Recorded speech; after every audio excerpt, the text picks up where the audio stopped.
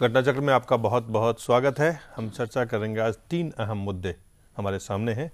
एक, सुकमा के में जो नक्सली हमले हुए थे उसमें एनआईए की शुरुआती रिपोर्ट से जो खबरें आ रही है कि उसमें कांग्रेस के 4 नेता नक्सलियों से लगातार संपर्क में थे।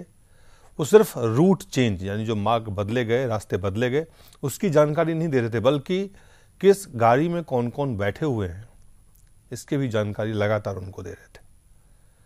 इसके अलावा जो एक महत्वपूर्ण और अहम मसला है कि बीजेपी में प्रधानमंत्री पद की दावेदारी उम्मीदवारी को लेकर क्या वाकई घमासान है?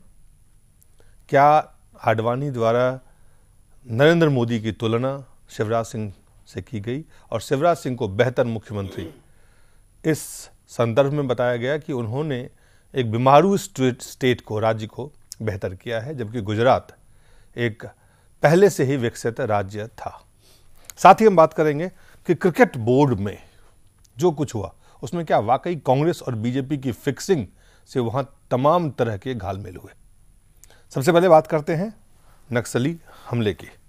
और नक्सली हमले पर जो एनआईए की रिपोर्ट है, उस रिपोर्ट को जब हम देखते हैं तो अलग अलग प्रतिक्रियाएं आई हैं। सबसे पहले बीजेपी की प्रतिक्रिया, राजीव प्रताप रूडी हैं, प्रवक्ता हैं भाजपा के, उन्होंने क्या कहा वो आपको हम दिखाते हैं।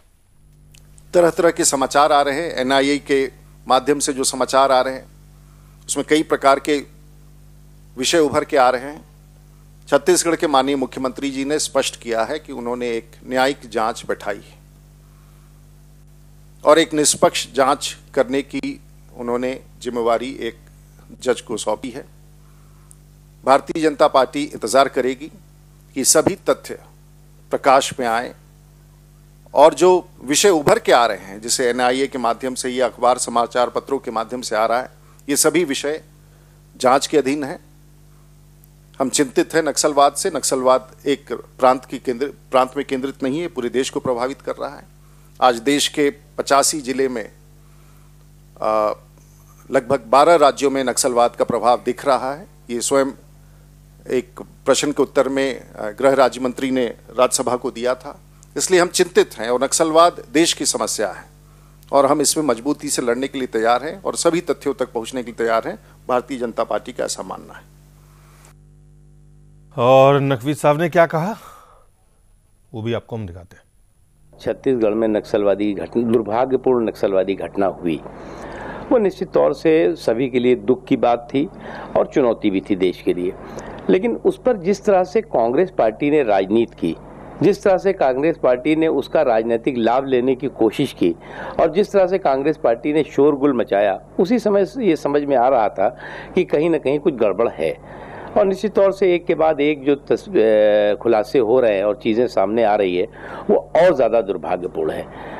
कांग्रेस पार्टी हमेशा लाशों के ढेर पर राजनीति करने की हिस्ट्री शीटर पार्टी तो रही है, लेकिन आतंकवाद, नक्सलवाद और माओवाद के साथ साठगांठ करके और राजनीतिक रोटियां सेकेगी, ये नहीं सोचा जा सकता था। जेडीयू के नेता हैं, राज्यसभा के सांसद हैं अली अनवर, उन्होंने क्या कहा है इस एनआईए की रिपोर्ट, खुलासे और नक्सल हमले को लेकर, आप खुद देखें। लोग पैसे के लिए ईमान बेच रहे हैं। लोग का पहले से भी ये बात आ रही है कि वोट के लिए लोग नक्सलियों से ये समझते हैं कि नक्सली हमको जिता देंगे तो हमारे क्षेत्र में, तो वो या इस तरह के देश विरोधी जो ताकतें हैं, दूसरी जो दहशतगर्दी का मामला है पैसे के लिए। कांग्रेस के मंत्री उनके संपर्क में थे तो उनका नाम सामने आना चाहिए और सरकार को उन पर सख्ती से कार्रवाई करनी चाहिए। किसी भी पार्टी के हों, किसी भी जात और धर्म और मजहब के हों, सबके खिलाफ, ये देश हित का मामला है, सबके खिलाफ कार्रवाई होनी चाहिए। इस पर कांग्रेस के तरफ से हमारे पास कोई प्रतिक्रिया नहीं है। हमारे साथ 2 वरिष्ठ पत्रकार हैं, पुष्पेंद्र कुलश्रेष्ठ हैं, अवधेश कुमार जी हैं।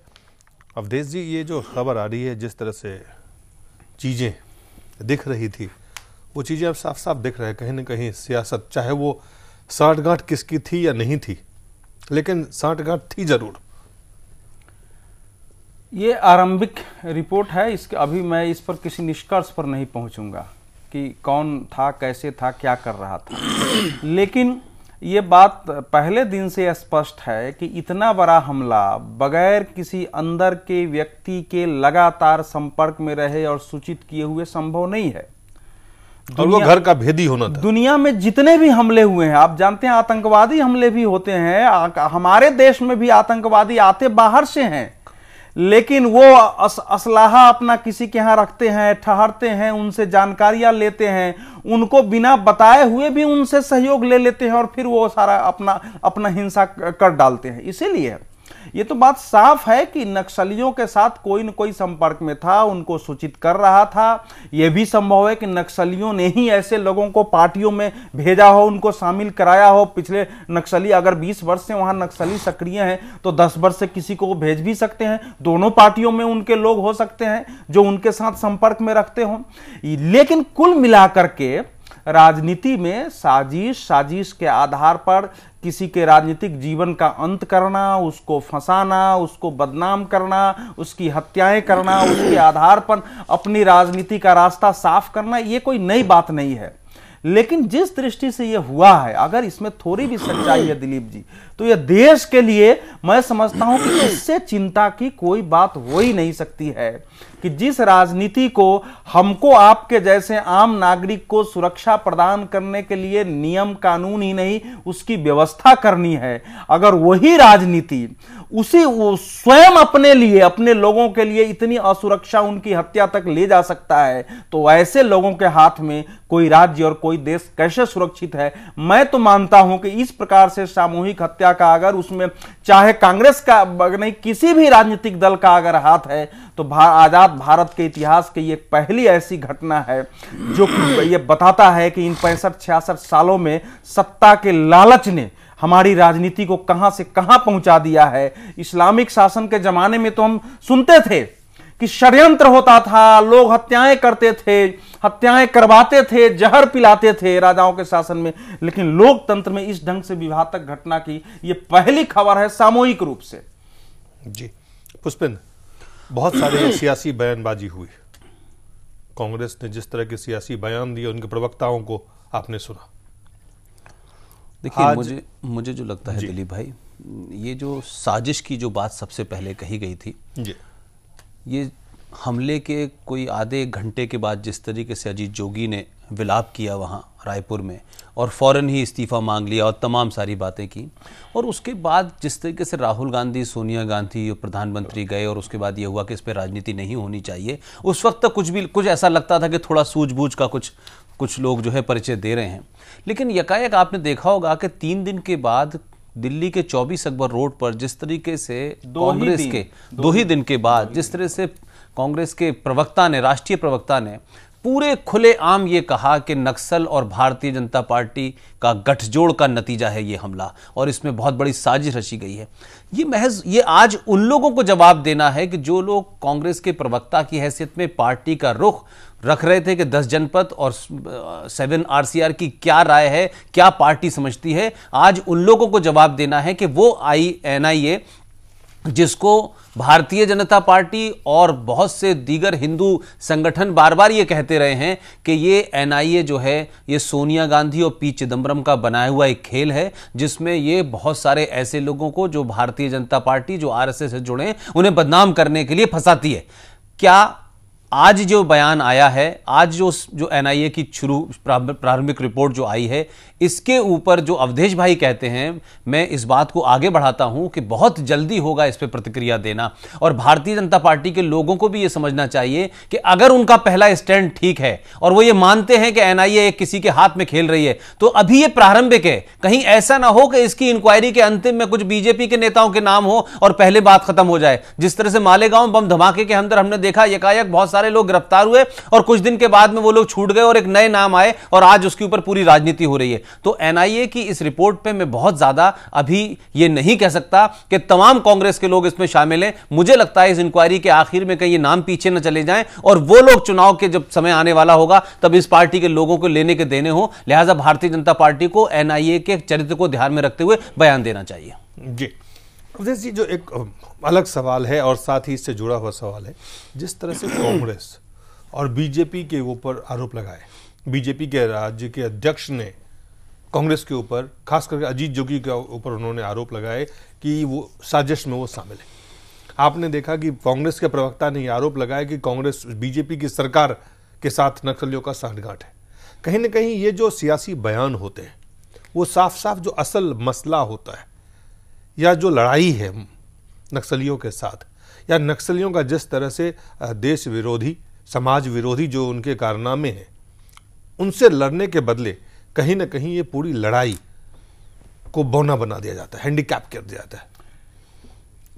आपका निष्कर्ष ठीक है, आपने स्वयं अपने प्रश्न का उत्तर दिया है, लेकिन आप स्वयं जानते हैं, आप एक वरिष्ठ पत्रकार हैं, कि जिस दिन हमला हुआ उसी दिन से कम मीडिया की सर्किल में छत्तीसगढ़ और मध्य प्रदेश से लेकर दिल्ली में मैं स्वयं जहां जहां जा रहा था, मेरे से तो 2 जगह प्रश्न किया गया कि आप अवधेश जी एक उत्तर दीजिए, कांग्रेस के अंदर इस हमले में जिनकी मृत्यु हुई है उसका सबसे ज्यादा लाभ किसको मिल सकता है? और अगर मैं उत्तर नहीं भी देता तब भी एक नाम लिया जाता था जिनका नाम अभी इन्होंने, जिनके नाम की चर्चा की है, मैं उस प्रकार से नाम नहीं लूंगा। तो ये तो पहले से चल रहा था, इसमें से साजिश थी। तो कांग्रेस ने एक जवाबी रणनीति के तहत हमला किया। लेकिन आपका जो प्रश्न है इसको 2 पहलुओं से देखिए, ये जो स्थिति पैदा हुआ है उससे किसी भी संवेदनशील भारतीय का दिल दहल जाएगा। बयान के पहले दूसरी स्थिति देखिए, हमारे देश के गृह मंत्री सुशील कुमार शिंदे के 23 जो है मई तक का उनका सरकारी दौरा खत्म हो चुका था। इतना बड़ा हमला हुआ जो भारत के इतिहास में कभी नहीं हुआ, एक साथ किसी राजनीतिक दल पर इस प्रकार का हमला। स्वयं उनके दल के एक प्रदेश का एक नेतृत्व का बड़ा अंश मार डाला गया है।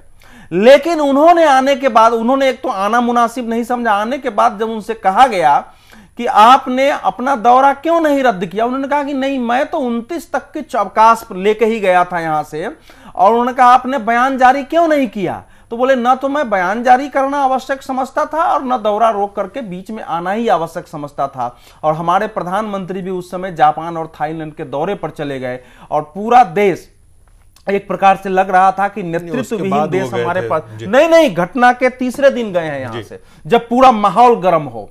एक तरफ यह हालत है, एक तरफ ब्रिटेन में एक सिपाही मारा जाता है तो वहां का प्रधानमंत्री फ्रांस जैसे बड़े देश की महत्वपूर्ण यात्रा को 4 से 5 घंटे बाद ही स्थगित करके वहां से बयान जारी करता है, अपने देश में वापस आता है। वो 4 दिन की उनकी यात्रा थी, वापस आता है और वहीं से तय करता है कि पहले कैबिनेट की बैठक हो। और ब्रिटेन में जो कोबरा कमेटी है जो कि आंतरिक सुरक्षा के मामलों की देखरेख करती है, उसकी बैठक होती है। लगातार वो पुलिस की बैठक लेते हैं और दिन भर में 3 बार आते हैं और पूरा देश एक हो जाता है। एक तरफ यह बयान है। अमेरिका में केवल एक हमले में 3 लोग मारे जाते हैं। राष्ट्रपति उसी समय देश के सामने आता है, पूरा होमलैंड सिक्योरिटी की मीटिंग होती है, सारे राजनीतिक दल एक भाषा में बोलते हैं। आपको इंग्लैंड और अमेरिका में आतंकवादी हमले के बाद कभी राजनेताओं को लड़ते हुए नहीं देखा गया। इससे इससे प्रमाण मिलता है कि पूरा देश संकल्प के साथ आतंकवाद के विरुद्ध संघर्ष में के लिए खड़ा है। हमारे भारत में ऐसी स्थिति है कि दो प्रमुख नेता, गृह मंत्री जिसके हाथ में आंतरिक सुरक्षा है, यह बात ठीक है कि कानून व्यवस्था सुरक्षा राज्य का विषय है, लेकिन नक्सलवाद जैसा विषय जिसके लिए समिति के प्रमुख हैं, उनके अंदर कोबरा बटालियन है, उनके अंदर सीआरपीएफ है, उनके अंदर मैक है, उनके अंदर इंटेलिजेंस ग्रिड है, वो बाहर रहता है।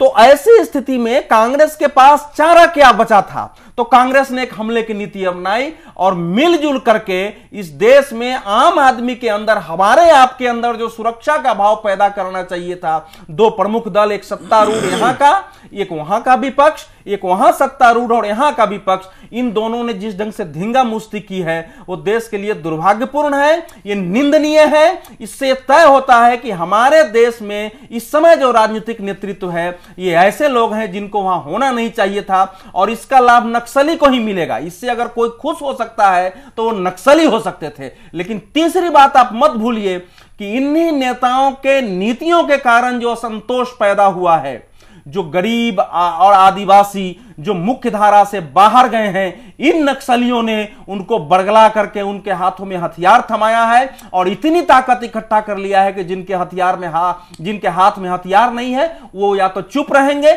या खड़ा होंगे तो मारे जाएंगे। इसलिए विफलता इन्हीं की है, ये स्वीकार भी नहीं कर सकते हैं इसको। जी, उस पर एक बहुत बड़ी एक बड़ा सवाल ये आता है कि जब भी इस तरह की घटनाएं होती है, चाहे वो आतंकवाद का हो चाहे नक्सलवाद का हो, देश में आप देखेंगे कि एक तरह के बयान आने शुरू होते हैं और फिर वो बयान जो है जांच लगता है कि जांच को एक दिशा देने के लिए, जांच को प्रभावित करने के लिए हम इंतजार नहीं करते हैं, हम एक कयास लगाना शुरू करते हैं, हम एक तरह के साजिश को कहीं ना कहीं या तो पाकिस्तान से जोड़ेंगे या किसी और तरह के साजिश को जोड़ के पूरी जांच प्रक्रिया को ही लगता है कि जब तक दूसरी ये जो स्थिति बनती है जिसमें कि सच्चाई, विवाद आप ऐसा खड़ा कर दीजिए जिसमें सच्चाई वो दफन हो जाए। बीजेपी ने कांग्रेस के ऊपर, कांग्रेस ने बीजेपी के ऊपर कुछ सूत्रों से अगर आज ये देखिए किया था इस मामले में, पहले कांग्रेस ने सवाल ये नहीं किसने हमला शुरू किया, सवाल ये है बीजेपी ने बाद में सवाल ये है कि इस तरह की स्थिति क्यों है, ये क्यों स्थिति पैदा की जाती है। देखिए दिलीप, इसके पीछे मकसद क्या होता है? देखिए एक तो मकसद की बात है और हालात क्या है हमारे यहाँ। एक तो चाहे आप कोई आतंकवादी हमला हो या आतंकवाद के बातचीत हो या नक्सली कोई हमला हो, आप इस सब में देखें कि हमारे देश के जो भी इंस्टीट्यूशन है जो इनको हैंडल करते हैं, चाहे वो आईबी हो, चाहे वो पुलिस हो, चाहे एनआईए हो, ये सब डिस्क्रेडिट हुए हैं। इनका इतना पॉलिटिसाइजेशन हुआ है कि कोई ये मानने को तैयार नहीं है कि ये जो बयान दिया गया है ये इन्वेस्टिगेटिव एजेंसी को इन्फ्लुएंस करने के लिए दिया गया है। आपने पहले ही बयान दिया, आपको ध्यान होगा कि आईपीएल की जिसमें चर्चा हो रही थी, नेता वेटेड ये जो तमाम लोग हैं इनको इंतजार करना चाहिए था। अगर आपके देश के इतने दूरदर्शी, ये संतुलित, संयमित और समझ वाले विजनरी लोग नहीं हैं ये नेता। तो आखिर सवाल है कि कांग्रेस में 10 जनपद जिसको चाहे नेता बना दे, बीजेपी में थोड़ी बहुत स्थिति भी थी तो अब कुंडली मार के 10-12 लोग बैठे हुए हैं, इनको आप नेता मानते हैं, इसीलिए तो देश की हालत है। पुष्पेंद्र जो बात कह रहे थे, मैं पूरी जो मैंने सवाल पूछा था मैं उसमें यही कहना चाह रहा हूं कि देखिए नेताओं के बयान को आप छोड़ दें, इस देश की जितनी भी एजेंसीज हैं, आपको याद होगा कि हैदराबाद में आखिरी एक ब्लास्ट हुआ था, हैदराबाद के अंदर हुआ बया, उसकी तमाम सारी बातें हुई, मीडिया ने तमाम सारी बातें चलाई। आज तक इस देश में मेरे ख्याल 4-5 महीने हो गए उस घटना को, आज तक इस देश के गृह मंत्री ने, किसी एजेंसी ने पिन पॉइंट नहीं करके कहा कि साहब ये लोग जिम्मेदार हैं, हम इस पे कार्रवाई करेंगे। यानी आप पिन पॉइंट करते हैं, इस पे भी राजनीति होगी कि हम पाकिस्तान का नाम लें, मुसलमानों का नाम लें, पकड़ने वाला हिंदू है या क्रिश्चियन है, हम इस ध्यान से बयान दें और इंस्टीट्यूशन इसके अंदर एक खिलौना बन जाए। तो आप ये देखें कि ये छुटभइये नेता, मैं इनको मानसिकता तौर पे छुटभइये कह रहा हूं, हो सकता है इनका बड़ा बड़ा कद हो और बड़े हाई कमांड हो, ये तमाम सारे लोग इसी घटना से अपने लिए फायदा नुकसान के हिसाब से बयान देते हैं। इनका राष्ट्र हित में उस समस्या को हल करने पे, उस चोर को पकड़ने पे, उस कल्प्रिट को पकड़ने पे, उस आतंकवादी को पकड़ने पे कोई मतलब नहीं होता। ये स्कोर करने लगते हैं, इन्होंने ये कहा, हमने ये कहा, इन्होंने ये कहा। ये एक और सवाल खड़ा करते हैं कि एनआईए की शुरुआती रिपोर्ट आई है, इस शुरुआती रिपोर्ट का खबर बना के हम चला रहे हैं, उस पर हम बहस कर रहे हैं, उस पर हम चर्चा कर रहे हैं। सवाल यह है कि एनआईए अगर उसको इन्वेस्टिगेट कर रही है, जांच कर रही है, जब तक बात पूरी तरह से जांच कंप्लीट नहीं हो जाए तब तक इस तरह की लीक, इस तरह के कहीं ना कहीं से कुछ निकालने का मतलब क्या होता है, मकसद क्या होता है, ये क्यों निकल के आता है, ये कैसे निकल के आता है? एक तो पहला है कि मुझे इस बारे में यह जानकारी नहीं है कि एनआईए ने स्वयं रिलीज जारी किया है या उसकी जो रिपोर्ट है उसके हवाले से खबर आई है। रिपोर्ट मैं ये कहता हूं कि अगर चाहे जो भी दोनों में से अगर दोनों स्थिति हो, नहीं अगर देश भाई इसमें अगर एनआईए का नाम नहीं लिया जा रहा है तो एनआईए के स्पोक पर्सन को आके डिनाई करना चाहिए कि देश में ये जो खबर है गलत चल रही है। सीबीआई, देखिए अपने देश में पुलिस, सीबीआई, एनआईए, आप स्वयं जानते हैं कि वही व्यक्ति जो दिल्ली पुलिस में है तो वो थाने में घूस लेता है, जब वो सीबीआई में चला गया तो राजा हरिश्चंद्र हो जाएगा, ऐसा होता नहीं है। हमारे देश की हालत है कि छत्तीसगढ़ में पुलिस, थाने और सीआरपीएफ की पूरी ताकत अपने रक्षा में लग रही है। इस देश की सारी एजेंसियां केवल अपनी रक्षा में लगी हुई है, उनको इससे मतलब नहीं है कि देश चूल्हेभार में जा रहा है, देश आरक्षित हो रहा है, देश में क्या हो रहा है। तो वो कुछ काम कर रहे हैं इसको दिखाने के लिए भी कि भैया हम फास्ट वर्क कर रहे हैं, वो ऐसा करते रहते हैं, ये अपनी जान बचाने के लिए। ये संभव है। दैट मींस इसका मतलब क्या हुआ? आपका इंस्टीट्यूशन, आपका देश सांस्थानिक रूप से ऐसे क्षरित और गलित अवस्था में पहुंच गया है जहां की, जैसे कवि अज्ञेय ने कहा है ना कि ये उपमान अब मैले हो गए हैं, देवता इन प्रतीकों से कर गए हैं कूच, कभी वासन अधिक घिसने से मुलम्मा छूट जाता है। इन चीजों को जितना आप आगे बढ़ाएंगे यही दशा होगी। आपका देश, जिस देश का राजनीतिक तंत्र ऐसे हमलों पर गंदी राजनीति करता हो, अगर ये सच है कि प्रतिस्पर्धी को मारने की साजिश करता हो, उसमें दूसरी संस्थाओं से आप उम्मीद करते हैं कि वो प्रामाणिक तौर पर वो सही काम करे, वो जो है अपराधियों को सामने लाके दंडित करे, तो ये तो हम लोगों की नादानी होगी। ये संभव ही नहीं है आज के समय में। इसलिए इनका जो इशारा था कि जरा अभी बीजेपी को वाकई चुप रहना चाहिए कि पता नहीं ये फिर अंतिम समय में कहां मुड़ जाएगा। आप ये देखिए, सवाल बीजेपी और कांग्रेस का नहीं है, सवाल आप देश के कई सिपाही, सीआरपीएफ, पुलिस बल, रक्षा बल मारे जाते हैं और तमाम तरह की ये समस्याएं आप देखिए। विकास आज विकास की जो धारा थी, विकास की जो भी कुछ काम हो रहे थे देश में, आज इन इलाकों में नहीं पहुंच पा रहा है। आज ये विकास के लिए एक तरह से अवरोधक क्या होगा? नहीं, विकास पहुंचने का मतलब वहां के पहाड़, वहां के पानी, जंगल, पूंजीपतियों को दे दिया जाए। विकास का कई मतलब है। आज वहां पे स्कूल को भी उड़ा दिया जाता है, आज वहां सड़कें नहीं बन रही है, जो बुनियादी सुविधाएं वो नहीं पहुंच रही है, बहुत सारे। मैं सवाल है कि आप एक सीनियर, जो खबर आ रही है कि एनआईए के एक सीनियर अधिकारी के मुताबिक शुरुआती जांच में पता चला है कि कांग्रेस नेताओं के काफिले में शामिल लोगों से मिली जानकारी के बूते ही नक्सली दिन दहाड़े इतना बड़ा हमला करने में सूचना दे रहे थे। तो पुख्ता सबूत की भी बात कही जा रही है। तो आप जब तक पूरी जानकारी इकट्ठा न कर ले, आप जब तक जांच पूरी न कर ले, तब तक आप इन चीजों को जो निकालते हैं, इसके पीछे क्या महज अपनी कामयाबी को दिखाना है? नहीं, मुझे लगता है दिलीप भाई, मैं समझता हूं कि जैसे भारतीय जनता पार्टी और कांग्रेस पार्टी में वाकई युद्ध शुरू होता है पॉलिटिकल स्कोर करने के लिए, समझ में आता है राजनीतिक दल राजनीति कर रहे हैं और राजनीति का ये स्तर इसलिए ले आए, इतना नीचे ले आए हैं कि इनको लगता है कि किसने पहले मारा और कौन इस साजिश में शामिल था, इससे वो। मुझे जिस तरीके की आप जांच एजेंसियों की बात कर रहे हैं, अभी तक ये मुझे नहीं समझ में आ रहा कि मैं वो आप ही की बात करूं, ये रिपोर्ट पैदा कहां से होती है? सीएजी के ऊपर भी इस तरीके के आरोप लगते रहे कि साहब वो आप रिपोर्ट लीक कर देते हैं। अगर वो असंवैधानिक काम है, गैर कानूनी काम है लीक करना, तो आप सीएजी के ऊपर कॉलर पकड़े। लेकिन चीजें आती भी जाती हैं, लीक भी हो जाती हैं, ड्राफ्ट में हो जाती हैं, लोग मने भी करते रहते हैं। ये जो एजेंसीज हैं, आपने कई बार सुशील कुमार शिंदे को पत्रकारों से मुखातिब होते देखा होगा, वो कहते हैं कि अभी जांच प्रारंभिक दौर में है और अभी हम किसी तरीके की ऐसी चीज नहीं बताना चाहते जिससे जांच की प्रक्रिया में रुकावट आ जाए। तो अभी ऐसा क्या हो गया कि अभी किसी को पता तक नहीं था और कॉल डिटेल भी आ गई, और उसके बाद एनआईए जो कांग्रेस पार्टी का एक बेबी है, उसके थ्रू इसको फ्लोट भी कर दिया मार्केट के अंदर। ये राजनीति समझ में नहीं आ रही। तो मुझे क्या लगता है कि एनआईए या आईबी या ये तमाम सारे लोग जो है कांग्रेस के अंदर का, देखिए वही सत्ता संघर्ष वही कह रहा हूं, पीछे हो सकता है कि वो संकेत मिल गया हो, तो ये कुछ लोगों को किनारे करने के लिए मेरा सवाल है कि आपके देश में एक इंस्टीट्यूशनल एनआईए एक इंस्टीट्यूशन क्रिएट किया गया है, आतंकवाद और नक्सलवाद जैसे जो हिंसात्मक हम लोग उसकी वकालत करते रहे 2004 से।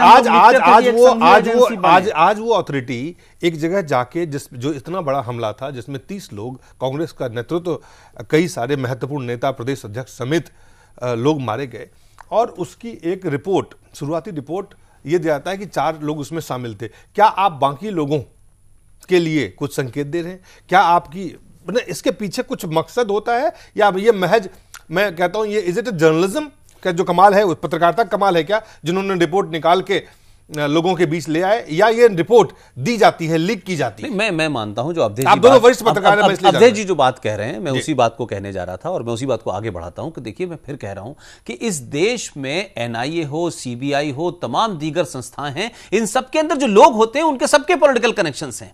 और आप ये देखें कि अभी प्रारंभिक रिपोर्ट आई है और मैं नहीं मानता कि इसको एनआईए ने लीक की होगी। बहुत सारे ऐसे वेलविशर हर पार्टी में मौजूद हैं जिनके लिंक से चीजें पता चलती हैं, और राई का पहाड़ बना दिया। अगर हो सकता है एनआईए के अंदर ये बात भी रही हो, किसी छोटे स्तर के आदमी से बात नेताओं के हो, और इसको कांग्रेस का एक धड़ा वक्त आने से पहले, कि इससे पहले कि और चीजें खुले, उन्होंने उस धड़े को चूने की लाइन पे बिठा दिया कि देखिए साहब, इसमें तो 4 लोग पकड़े जाने वाले हैं। ये कांग्रेस के अंदर का, खासतौर से छत्तीसगढ़ का सत्ता संघर्ष का भी एक बड़ा हिस्सा हो सकता है। इसमें 2 पहलू इसका और है। एक पहलू तो यह है कि मैं भी एक क्राइम रिपोर्टर रहा हूं, आप भी रहे हैं। हम लोगों के रिश्ते जिन पुलिस अफसर से होते थे, वो चाहे इन्वेस्टिगेशन कहीं भी पड़ाओ, हम लोग जाते थे कि भाई कहां तक पहुंचा, आराम से वो चाय पिलाता था, बहुत सारी बातें बता देता था। बल्कि मेरे तो ऐसे रिश्ते होते थे कि बहुत सारे डॉक्यूमेंट जो किसी को नहीं मिलता था वो देते थे कि आप नोट कर लीजिए, हाथ से केवल ले मत जाइएगा। इसलिए जो पत्रकार होगा सही ढंग से, जिसके रिश्ते होंगे, वो आराम से बात करके निकाल के ला सकता है एक। लेकिन दूसरा जो मुझे इसका सबसे भयानक पहलू लग रहा है वो ये है कि देखिए एनआईए नक्सलियों तक तो पहुंचने से रही, नक्सलियों को तो पकड़ नहीं सकती है। नक्सलियों से ये इसका काम क्या है? इसका काम जाके धर पकड़ करना तो नहीं है ना। एनआईए तो वहां की पुलिस को लेकर ही काम करती है। तो अब इसको एक हल्का करके, इसको पॉलिटिकल एंगल में मोड़ करके और यहीं से काम को आसान बना के, जो मुझे लग रहा है ये भी संभव है कि इसको जो एनआईए का इन्वेस्टिगेशन है एक आई वॉश होगा। नहीं, ये संकेत तो फिर यही है। नहीं, इसका एक एंगल सवाल है कि जब तक वो नक्सली नहीं पकड़े जाएं जिन्होंने हमला किया है, तब तक ये सबस्टेंशिएट कैसे होगा कि उसने इन्हीं की सूचनाओं पर मारी है? ये तो संभव नहीं है, वहां कोई पहुंच नहीं सकता है। तो उसके बजाय कि हमने इन्वेस्टिगेशन किया, ये सॉफ्ट टारगेट हो सकता है कि ऐसे ही लोगों को करके इन्हीं को सामने दिखा करके, अगर कांग्रेस का भी इशारा हो तब भी मान लीजिए ये एक तरीका हो सकता है। और सही बात हमारे सामने नहीं आएगी, वो तो तभी आ सकती है जब उनमें से हमलावर नक्सली पकड़े जाएं। वो संभव ही नहीं है। तो ये इसका मतलब है कि एक ऐसा विवाद, कंट्रोवर्सी में सबसे बड़ी, जो सबसे महत्वपूर्ण अगर किसी चीज की भेंट चढ़ जाती है वो है सच। तो वो सच को ये जो है, ये सच को भेंट चढ़ाने की सुरक्षा नहीं, सच को ही नहीं, देश की सुरक्षा को भी इस झूठ के, इस एनआईए और हमारे सत्ता संस्थानों की कमजोरी की बलि चढ़ जानी है इसकी बेदी। पुष्पेंद्र, देखिए ये बात इसलिए मैं मानता हूं, अवधेश भाई की बात सही कह रहे हैं। इस देश में राजीव गांधी की हत्या हुई, बहुत सारे सवाल उठे और उसको लिट्टे का नाम दिया गया, और एक बार एक जनरल परसेप्शन यह है कि लिट्टे ने मरवाया।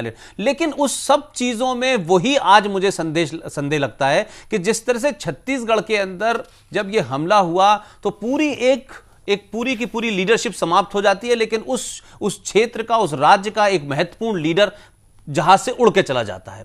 आपको ध्यान होगा कि जिस वक्त राजीव गांधी की हत्या हुई थी पेरंबदूर के अंदर, कांग्रेस पार्टी का कोई तमिलनाडु का छोटा बड़ा लीडर नहीं मारा गया था।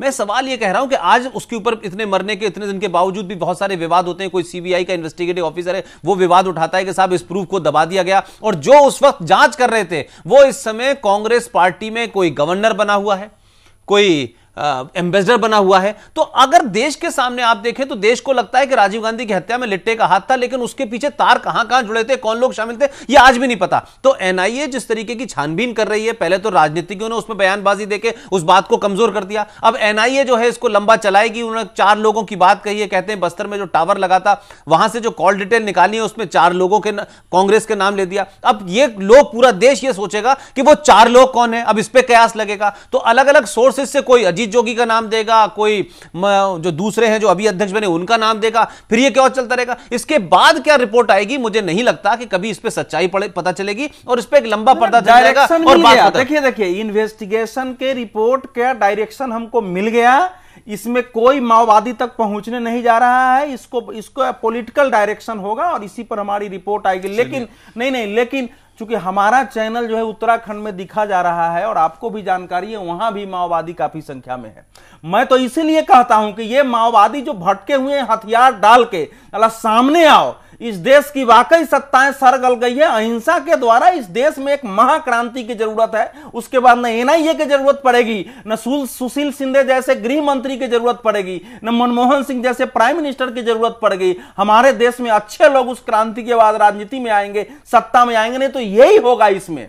और उत्तराखंड छत्तीसगढ़ में आप जान लीजिए, थाने और सीआरपीएफ केवल अपनी सुरक्षा में ही उनका समय निकल जाता है, कोई ऑपरेशन नहीं होता है। वो आइडिया नहीं है जिस आइडिया की आप बात कर रहे हैं। इसलिए एक छोटा सा ब्रेक लेंगे, ब्रेक के बाद जल्द वापस लौटेंगे।